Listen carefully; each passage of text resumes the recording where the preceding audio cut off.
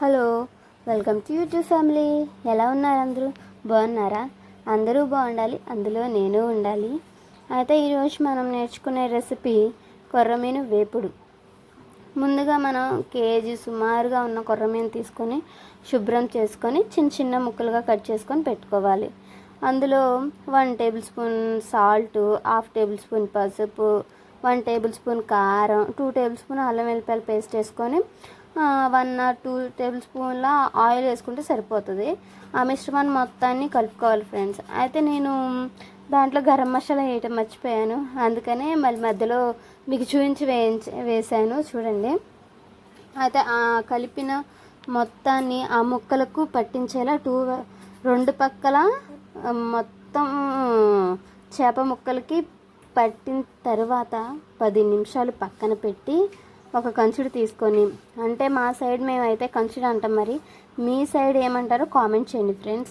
కంచుడు తీసుకొని దాంట్లో 3 or 4 table spoon oil వేసి ముక్కలు వేసి మంచిగా గోల్డెన్ బ్రౌన్ కలర్ వచ్చేంత వరకు వేయించుకోవాలి. అయితే అవి ఈవెన్గా కుక్ అవ్వాలి.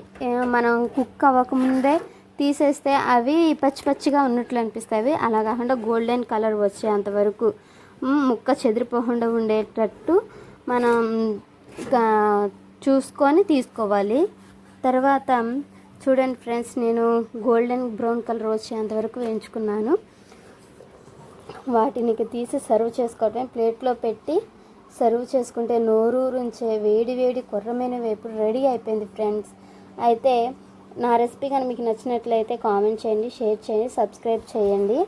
అలాగే ఇంకా మీ సైడ్ ఇంకా ఎలా చేస్తారో, ఇంకా నేను వేరే ఏమేం కర్రీస్ చేయాలో నాకు కామెంట్లో కామెంట్ చేస్తే నేను ట్రై చేస్తాను ఫ్రెండ్స్ చేయడానికి. అయితే నేను చెప్తున్నానని మా బాబు కూడా కంగారు పడుతున్నారు, అమ్మ నేను కూడా చెప్తా అని. మా బాబు ఏంటో చెప్తాడంట ఫ్రెండ్స్, మీకు వినండి ఒకసారి.